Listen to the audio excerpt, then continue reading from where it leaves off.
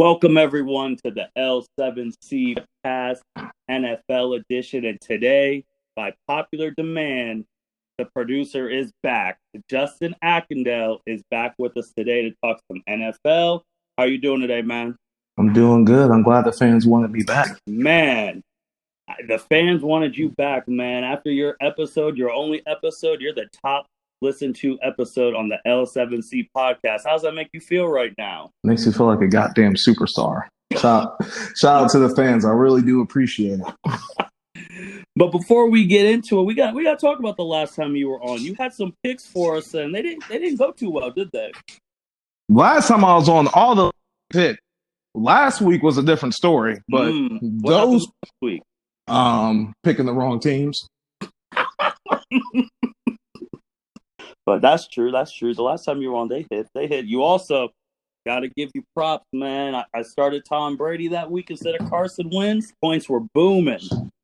Yeah, I knew that was going to happen. Well, that last week was against that was against the Chargers. He had 5 touchdowns. Yeah. Mm-hmm. And Carson Wentz against the Bengals. That was the tie. That wasn't too good. That wasn't too good.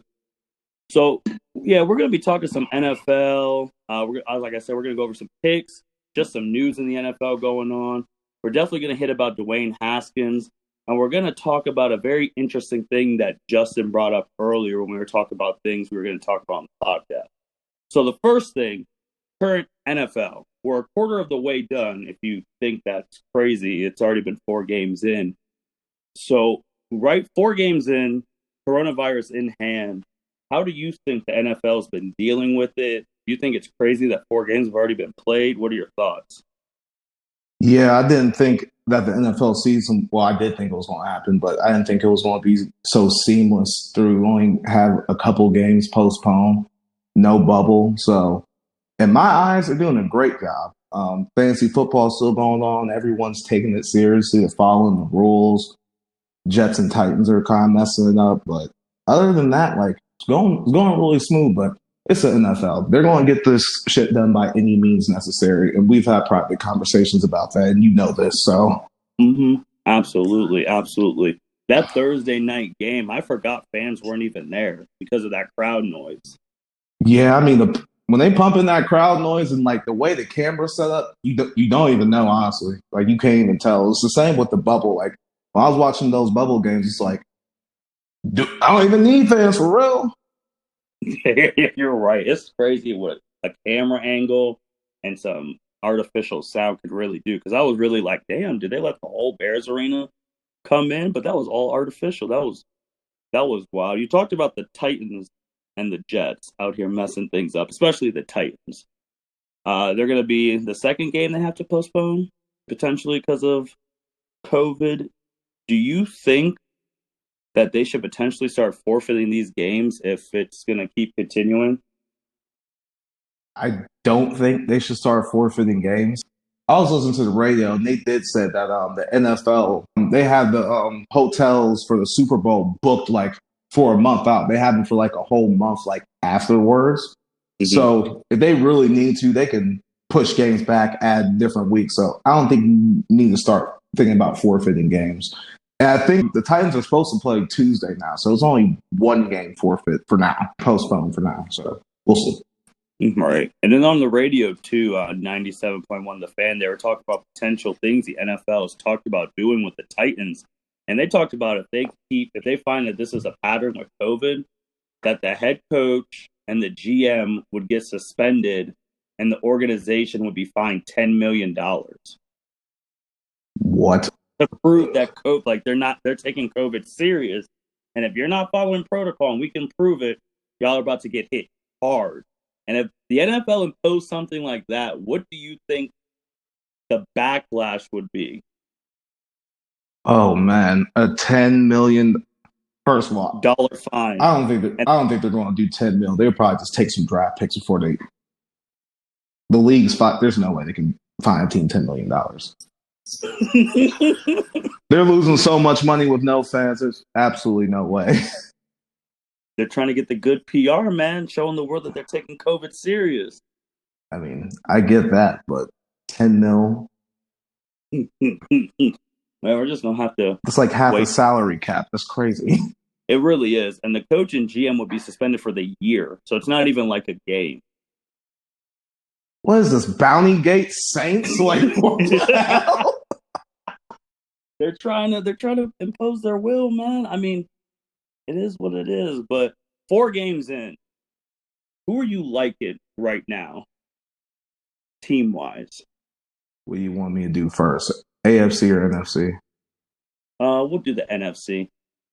NFC, the team that is honestly impressed me is the most is the Green Bay Packers. Shout out to Patrick, but yeah, they've been absolutely on fire. Okay. A lot of people said that Aaron Rodgers, he got a flame lit under him when they took Love in the first round. Do you think that now the organization is looking at that pick saying, dang, we should have took a wide receiver or something if we knew Aaron was going to be playing the way he's playing?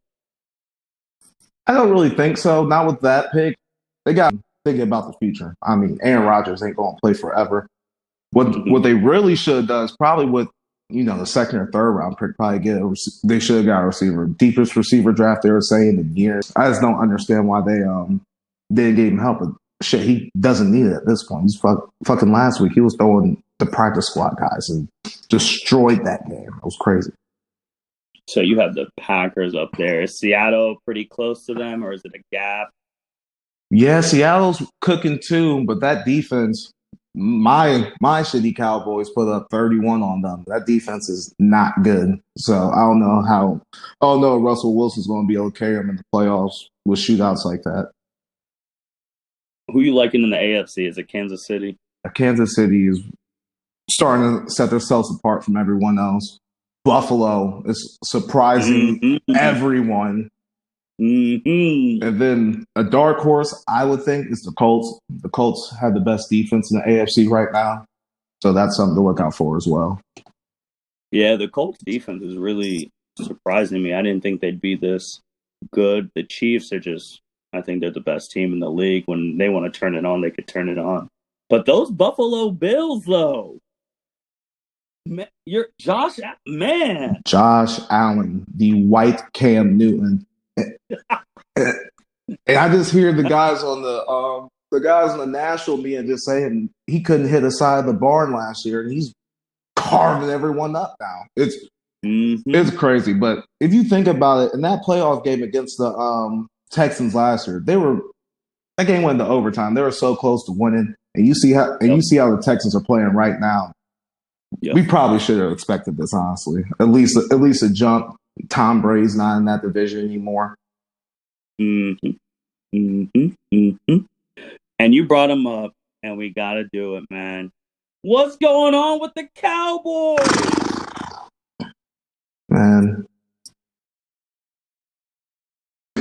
Just underachieving, not doing what everyone said they were going to do. Defense was just piss poor. That was one of my picks last week. I thought the Cowboys were going to come out, home game. It's the Browns. I thought they were going to win by at least a touchdown, and then it was embarrassing. Like, the words I got to say, it was just embarrassing. Just 9 yards of carry. Like, it was absolutely ridiculous. And I was in Cleveland watching that game. One of my buddies is a Browns fan. I was just getting shit the whole game. Like, it wasn't fun.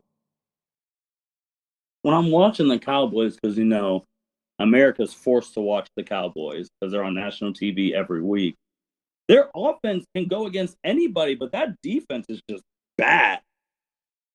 Yeah, they're saying that old Big Mike was doing a favor for our defensive coordinator, Mike Nolan, who is a trash defensive coordinator, was a trash head coach for the 49ers.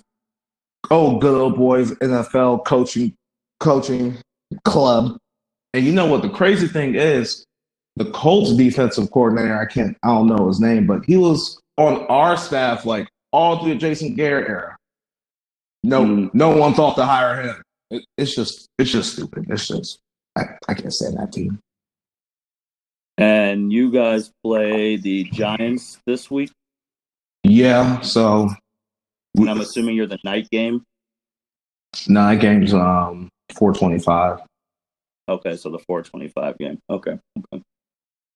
If the Cowboys don't win against the Giants, is Big Mike already out? Well, no, he just got the damn job. I don't know, man. Jason Garrett didn't even start bad like this. I mean, you can't fire Big Mike. The offense is doing great. It's not at the right times of the game. It's always the end of the game when we're down by 30. But it's the defense's problem. You would have to overhaul the defense before you go at Big Mike. So the boys club, like Big Mike, like, sorry I got you this job, but you got to go. You have to be the scapegoat as the defensive coordinator. I mean, someone got to take the blame. Oh man, and I don't want to just be a coaching thing. All these players on the defense end, DeMarcus Lawrence, I'm calling you out. You have not done shit, a goddamn thing since you signed your contract. I think since he signed the contract, he signed in 18, I believe. I think he has 5 sacks since then. Just ridiculous. Ooh, boy. Oof. And that's another guy who got his contract before Dak, and Dak is playing well. Oof. Everyone got paid before Dak. I mean, we don't have Leighton Vander Esch, which is a big loss, but it shouldn't be that damn bad. It just shouldn't be. Like, no one should be. It's the NFL. You should not be getting 9 yards a carry. And that's basic fucking football. Like, they teach you that in P where you can't let guys get 9 yards a carry. They controlling the game the whole game if they doing that. It's just, you just can't let that happen. Is it time to the Mr. Earl Thomas, who's still a free agent? It'll certainly help. I don't know how the cap's looking, but we could use them. We could definitely use them. Yeah, because you ain't looking too good. And it just really stinks because win or lose, the Cowboys are the first thing on every talk show that Monday. And y'all take an hour of each talk show. I know there's no running away from it, but we are in the NFC East. And the NFC East is god awful. I'm looking at the standings right now. Philly has like a half game lead. I don't understand how Philly wins their first game and then they're in first place. They're 1-2-1. 1-2-1. They got us in the loss column. We got 3 losses. They got 2. Jesus. If no team in that division finishes like 6-10, let's say that's the best, do they even deserve a home game? I think that has changed. No, they'll still get the home game. I think they'll still be top 4. I mean, yeah, you win your division, you get a home game. That's just the rules. Jesus. But no one in the division is going to be 6 and it won't be a 6-10. Where I think the lowest it's ever been is like 7-9. Let's stick with that division. Big news from that division: Dwayne Haskins was the starting quarterback for the Washington football team, and he was benched before the 5th game. And this benching came out of nowhere. It was cited that the coaches were being unimpressed with his work ethic and performance. But this man never got a shot to begin with. Ron Rivera wasn't the coach who drafted him, so he was not tied to him. The previous coach, Jay Gruden, who was trash, threw him in way before he was ready. And when you saw this news, and he wasn't even the backup quarterback, they pumped him to 3rd string, and we saw the news today that he didn't even take snaps. He was the practice QB, got more snaps than him. With this story and Washington's inept ability to do anything good in football, Justin, what's your thoughts on this? I think it's absolutely ridiculous. So, Dwayne Haskins is a 2nd-year player, and you demote him to 3rd string quarterback, 3rd string Washington football team, the team with no goddamn name. They throw him out here, tumultuous offseason. Old employees, female employees saying that it's a toxic work environment. You get all this bad press. And the fact that He's not even demoted to the second string. He's demoted to third string. Alex goddamn Smith is their second string quarterback. And I watched that E60 about him breaking his leg. The man should not be playing football anymore. He should be retired. He almost died.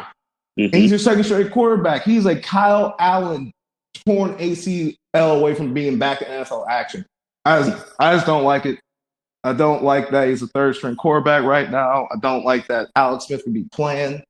But I guess Ron Rivera was trying to say that with the shitty division, since it's wide open, that we just need someone to not turn the ball over. And I guess he had Kyle Allen last year, and he was good for 3 games. And then the league figured him out, and he was your average shitty quarterback. So I think it's ridiculous. It's just the timing, because they said after the Game 3 loss to the Browns, he threw 3 picks and lost a fumble in the Game 3 game. But then the following week against Baltimore, the game before he got benched, he threw 314 yards on Baltimore. And if you look at the Washington football team, they have 0 weapons. Besides Terry McLaurin, can you name any other wide receiver, tight end on that team? No, they have no weapons at all. They're a defensive football team. Like, they have none of the good players on the Washington football team are on the offensive side of the ball. Yeah. I think it's a terrible thing. And the fact, too, that he's benched before other quarterbacks in the league who've been playing not as well as he has, some better, some worse, and he's the first young QB. And it's not like Dwayne was a second-round pick. He was in the first round. He was the 15th pick. Some people thought he should have been absolutely higher and would have went to the Giants, but the Giants went Daniel Jones, and he's not playing good at all, but he's still starting, obviously. So I guess with the NFC East, too, with the Dwayne thing and Daniel Jones, are the Giants and the Washington football team in the Trevor Lawrence, Justin Fields discussion pool? The New York Giants are 100% in that conversation. I guess Washington's trying to win the division, claiming that they're benching Dwayne Haskins because of it. That's what Peter King said this week. I think it's bullshit, but Washington might not be, but the New York Giants absolutely are. They are 0-4 right now. I watch a couple of their games. They're inept on offense. I feel so bad for Saquon Barkley. Free him. But they're absolutely in that conversation for the number 1 pick. Yeah, it's not looking good. There's a lot of teams that are potentially in that. Like the New York Jets. You're big on Sam Darnold? You think he's pretty good? I do like Sam Darnold. Y'all hate him. Everyone in the group, but I see potential in him. I think they can get, if the Jets end up getting that pick, that could be interesting because Sam Darnold shows flashes. It's just his team is god awful. Like, you gotta get these young quarterbacks some help. You can't just like throw them in the fire. Like, you gotta understand with Patrick Mahomes, he has it set. Patrick Mahomes walked into this league. He got Tyreek Hill on the end. He got Travis Kelce at tight end. He got Andy Reid calling the plays. It was just easier for him. And not all these NFL quarterbacks have it that easy with the weapons, the good coach. They're out here trying to turn shit into something good.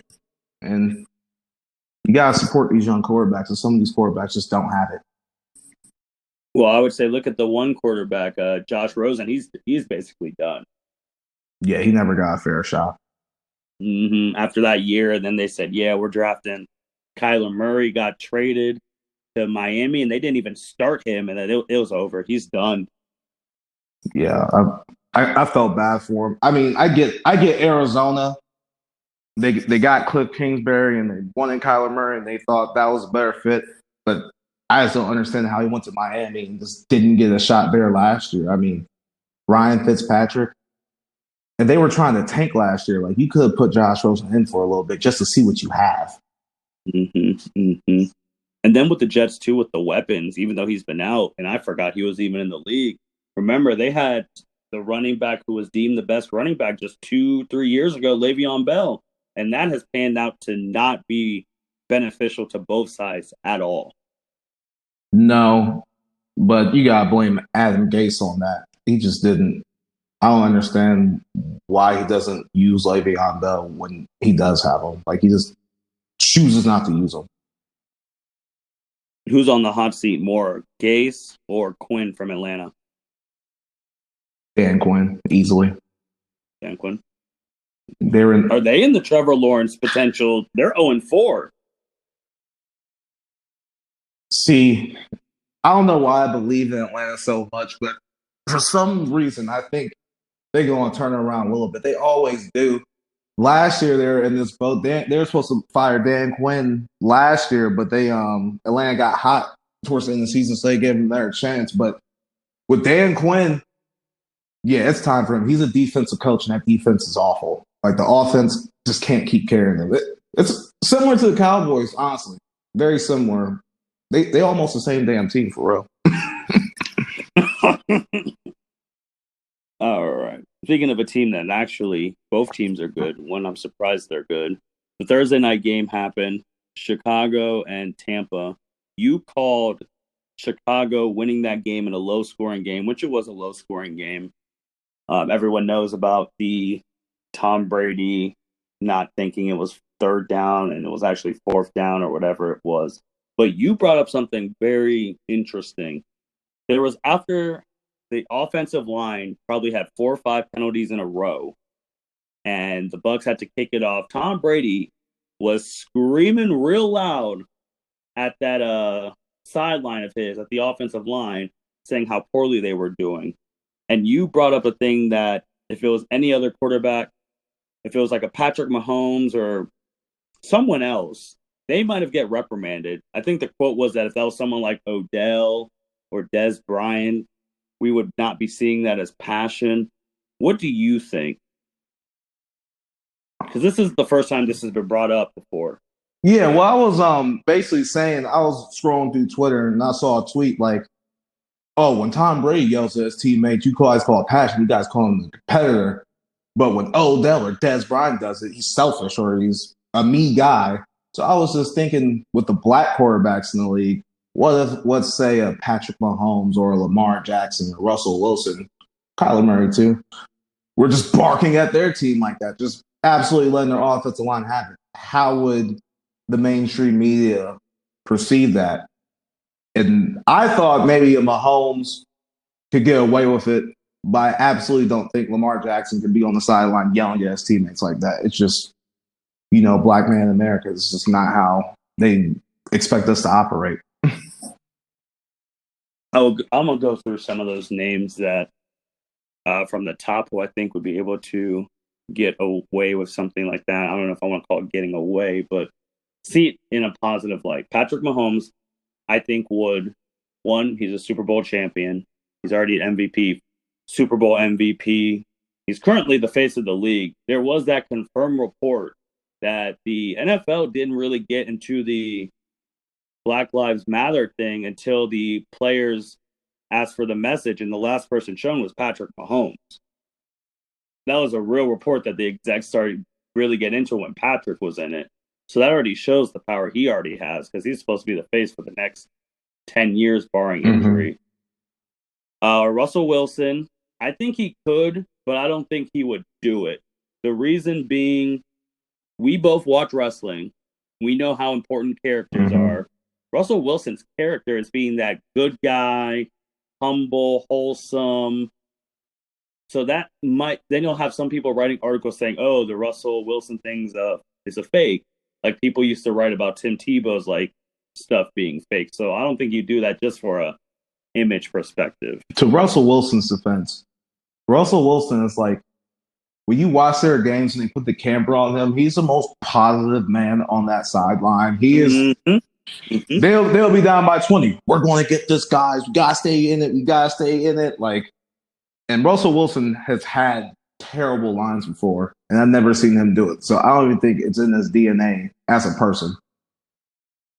Yeah, then everyone else, unfortunately, they'll be like, who are you to do that? You've never won anything, especially Kyler Murray, because he hasn't won anything. Lamar, I mean, he's an MVP, but they would just probably be like, you can't talk to someone like that until you win in the playoffs. You know, rhetoric and stuff they That's put out. So it's very interesting. I mean, it's crazy how different you could say the stories are written about, not to the degree that with African American players or quarterbacks. One of the biggest things, I think it was with Houston too, when they were talking about like DeAndre Hopkins, mother of his children, because he has like multiple mothers to kids or whatever like that. yeah. And that gets brought up about players like that. But unless you watch the NFL, people aren't hip that Giselle is not the mother of all of Tom Brady's kids. And most people don't know that. I had no idea. And that, yeah, people aren't hip that he has a baby mom too. And I have no issue with that stuff. That's your personal stuff. But the fact that you, who's been watching football your whole life, did not know that Tom Brady has a baby mom because no one brings it up in stories like, oh, NFL players with these baby moms are this likely to do that, but Tom Brady has a baby mom. So it's like, it's never brought up. It's just the difference in reporting. See that? You didn't even know that I either. had That's no crazy. idea. Mm-hmm. Hey, I forget. I think if it's first kid or whatever. Yeah, all those kids aren't Giselle's, and that's not a problem. But it's just not reported the same way. Let's say if a Odell had a baby mom and something happened, then it'd be in the news like Odell's being a distraction. Wow. Yeah. Wow. Yeah. Back on DeAndre Hopkins, his old team, his old coach, the Houston Texans, old Billy Old B. What are your thoughts Mm-hmm. about that firing? How you feel about that? Well, I mean, they fired multiple positions because he held multiple Yes, he did. positions. And I mean, they were 0-4. One, the trade of DeAndre Hopkins was probably the worst trade I've seen in the past 5 Absolutely years. insane. Absolutely And insane. they got rid of him. And he was saying whatever reasons, but there were personal issues. There's no if, ands, or but about it. But then they left Deshaun Watson alone because those receivers aren't DeAndre Hopkins. You can put them all together and they're not DeAndre Hopkins. And now you're wasting Deshaun's prime type years because they're going to go, they're 0-4 right now. They're not making the playoffs. You just wasted another year of Deshaun. Now you have to find a new head coach and go through all these things. Deshaun, I think he already got Yeah, his he got payday. paid. So you already paid him. So you need to get some return off that investment, but you can't get it if your team is trash. So they did it. It was time. I'm interested to see who's going to be the next head coach, if they're just going to stay in house or they're actually going to go out and try and hire a guy. And since they're in Houston, Texas, I already hear the Lincoln Riley chats coming up all over again. I think Eric I ain't going to say his name. I can't say his last name. The Chiefs OC, I think he will be a good fit for that job. He was working with Patrick Mahomes. He was working up in Kansas City. And Andy Reid's assistants typically do well. Doug Pearson won a Super Bowl for the Eagles a couple years ago. So I think that will be a great spot for him. We're going to see. We're going to see, man. See. And then you're talking about quarterbacks in bad situations. Going back to your thing, Dak's not the only one with issues. Carson Wentz is not looking good. And now we're in week 5, so now we can. It's been a quarter of the year. What the heck? Like, what is this? The team, it's literally the same thing that happened to him last year. It's so crazy. Both of their best receivers are hurt. They have injuries on the offensive line. He's throwing the practice squad guys. Like he doesn't have the help right now. I don't know what the hell is going on with their training program that they just can't stay healthy for the past 2 years. You had a whole damn pandemic to treat yourself. I just don't understand. Yeah, man, it's hard. It's hard. We're just have to wait and see on that. Man, you ready to get into the fun stuff? You ready to get into some picks and some fantasy Yeah, picks? let's do it. All right, I'm looking at these games right now. Which game you want to talk about? I would like to talk about the Colts versus the Browns. I actually put in a bet.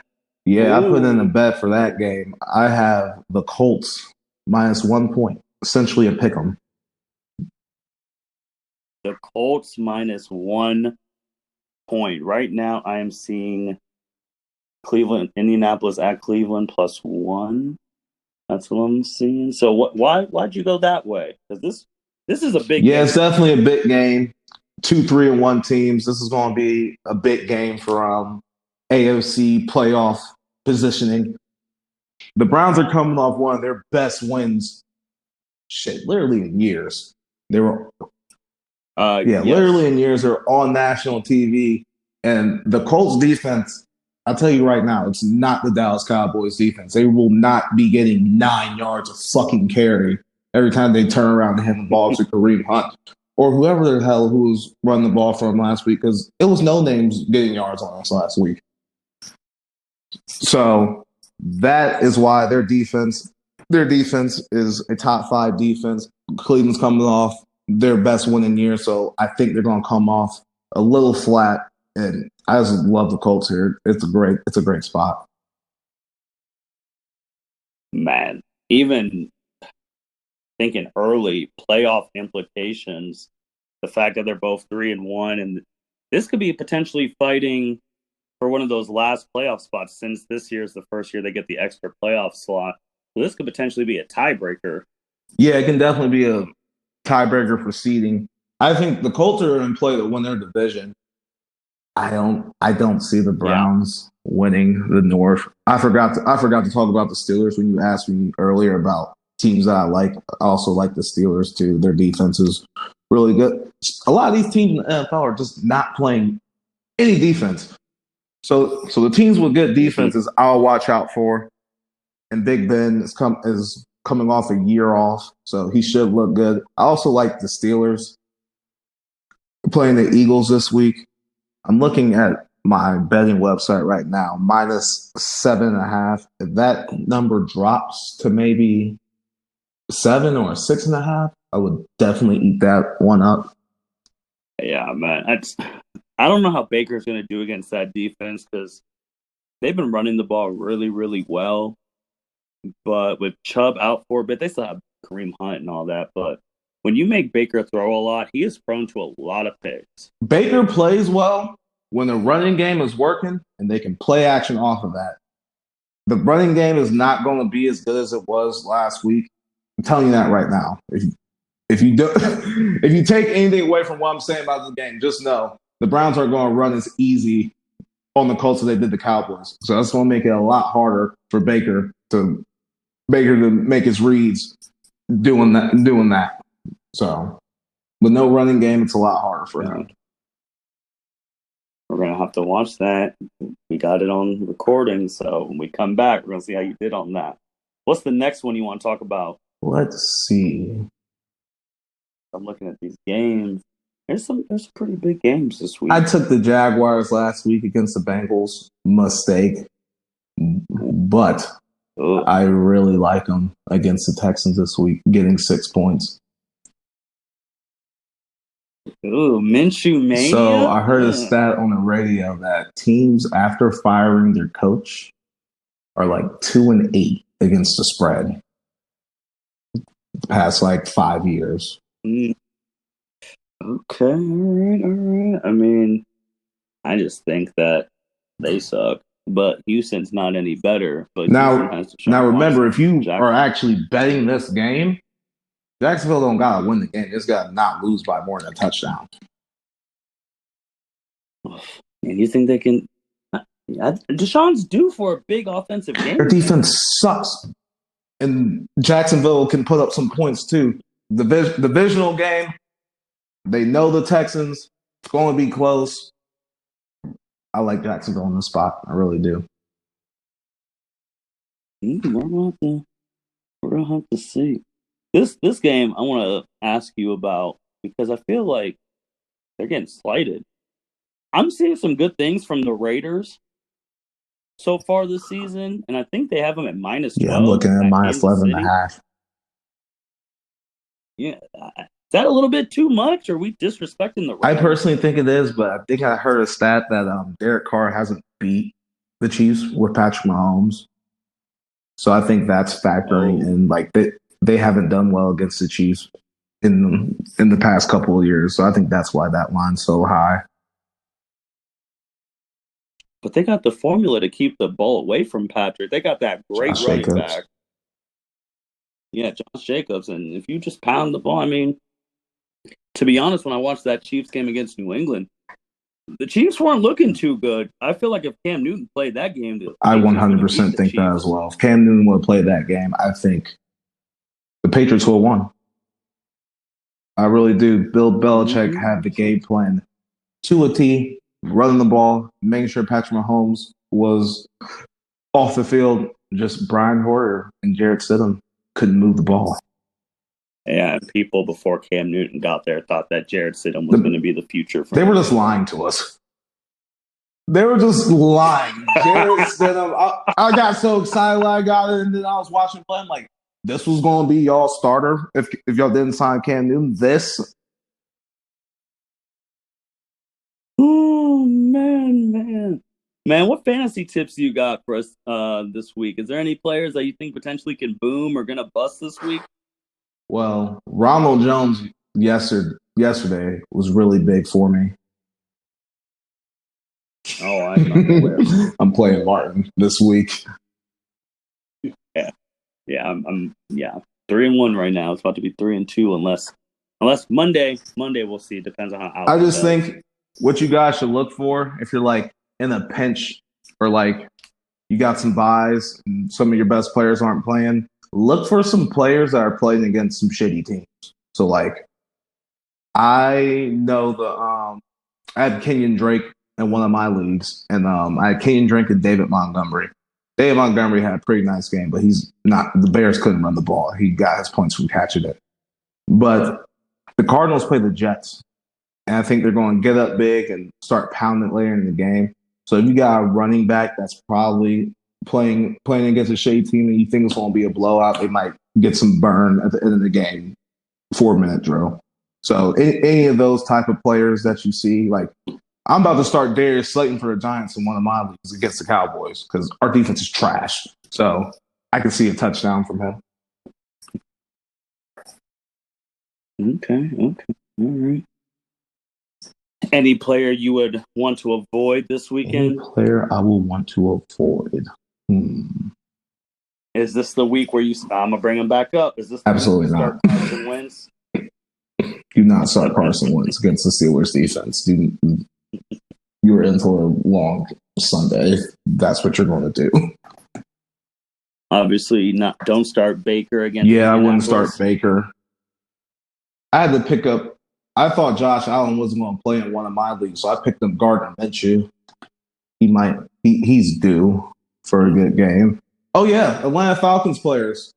Carolina does not have a very good defense, so I'll be looking at Falcons players. What about Minnesota players? I mean, you said Seattle's defense isn't that good, and I have someone like Adam Thielen. I would definitely go for some Minnesota players. That's a Sunday night game. That's going to be a shootout. That's going to be a fun game. I kind of want to take the Vikings. They're getting 7 points, but I bet against Russell Wilson last week against the Dolphins, and I think I'm just going to stop betting against him. So far into this season, do you know how much money you've lost on bets so far? The picks I've given out on this podcast the past 2 weeks, not last week, of course, we weren't on there. I just picked a couple games. I'm even right now. I'm about 50%. So I haven't made anything. Pro bettors are about 57, 58%. So not far off. I haven't lost any money yet, which is the only thing that matters. So, when you with fantasy, for the people out there who aren't doing good a quarter of the way in the seasons, the 1-3s, the 0-4s, what's your advice to them? Should they keep fighting because there's still a lot of season left, or should they be looking forward to next year, or start making some trades? Just keep fighting. You never know. I won a fantasy championship after going 0-4 once. Yeah, you just gotta. Just gotta keep looking at those waivers. Keep trying to trade people. Just keep working because you might be able to hit some magic. The guy leading his quarterback might get hurt and screw him. So you never know what's going to happen. So I would keep trying. You heard it from the expert here first. You heard it from him. Justin, my man, is there any other NFL tips or tricks you want to give before we sign out? Nah, I think that's it. I'll probably have some more in the next podcast in 2 weeks, but right now I got everything I wanted to say out. Okay. Well, you heard the man. It's time to go. Thank you, everyone, for listening to the L7C podcast. Thank you, Justin, for being on with us again, dropping that football knowledge. It's so great. We've hit a lot of things that's happened these past couple of weeks. If you guys haven't listened to Justin's first podcast that he was with us, it's the most listened podcast in our young podcasting life. And this podcast is actually the 20th episode. So another milestone going to the producer. And also, if you haven't listened to our Women in Sports one with Chelsea Police, that's a very informative one where we dive into women and their place in sports and how we can close the gap between them and their male counterparts. Listen to our most recent one with Jacob Mason, where we talk about some wrestling news, the new stuff of the third-party ban and things like that. And then the other episode that you haven't had a chance to listen to. You guys are showing us great support from the United States all the way to Australia. So we really appreciate it. You guys should absolutely check out that podcast with Chelsea. I'm also a sports administration major. Too stupid to get a PhD, but she has some good points there. I enjoyed editing that one. I really did. That was a good one. Hey, you heard the producer. He's good with the tips. If he's telling y'all to listen, if I tell you to listen to something, make sure you listen to Chelsea. I only listen to fire. Hey, that's what's up. Thank you all for listening. Thank you for the support you've been showing us. It's been amazing. We hope you have a wonderful day and take care. Thank you for listening to this episode of the L7C podcast. Be sure to like, rate, review, and subscribe to the channel. Follow us on all social media platforms, and we'll be talking to you guys soon. Take care.